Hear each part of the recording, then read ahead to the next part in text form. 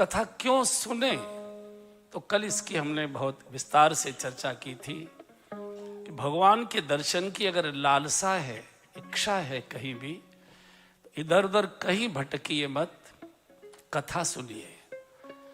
और जब अवसर मिले, जहां अवसर मिले, कथा सुनते रहिए। भगवान कथा से ही मिलते हैं, कथा से ही मिले हैं और कथा से ही मिलेंगे। जिनको भी मिले हैं कथा से ही मिले हैं।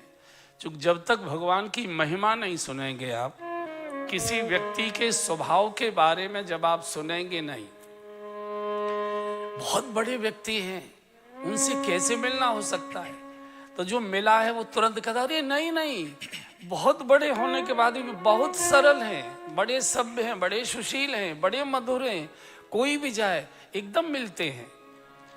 तो ये कथा भगवान के स्वभाव और प्रभाव, ये दोनों का दर्शन कराती है। भगवान यद्यपि अनंत कोटि ब्रह्मांड के नायक हैं, चराचर जगत के स्वामी हैं, परात्पर परब्रह्म परमेश्वर हैं, लेकिन है कैसे? बोले अति कोमल रघुवीर सुभाव, अति कोमल रघुवीर सुभाव, अति कोमल रघुवीर सुभाव, अति कोमल रघुवीर सुभाव, यद्यपि अखिल लोक करे राम, यद्यपि अखिल लोक करे राम। प्रभाव कितना है? अनंत कोटि ब्रह्मांड के नायक यद्यपि, लेकिन सरल कितने? अति कोमल रघुवीर स्वभाव। काकभूषण जी गरुड़ जी को जब कथा सुना रहे थे तो उन्होंने ये बात बोली थी, मैं समस्त लोकों में गया, समस्त भवनों में गया, समस्त देवताओं के यहाँ गया, लेकिन राम जैसा सरल स्वभाव का कोई देव मुझे न दिखाई दिया न मिला। अस स्वभाव कहूं सुनहु न देखूं, कहो खगेश रघुपति समलेखूं।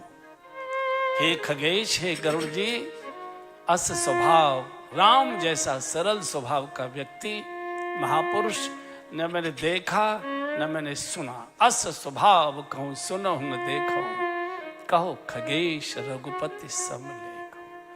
तो कथा ये भगवान के दर्शन की प्रेरणा जगाती, इच्छा जगाती है, मार्ग बताती है कि इस रास्ते से चलो, वहां पहुंच जाओगे। अब हो सकता है कि कथा सुनकर तत्काल ही न चलने की इच्छा हो, लेकिन कभी न कभी बीज जो होता है, भक्त बीज उल्टे नहीं जो जुग जियो अनंत।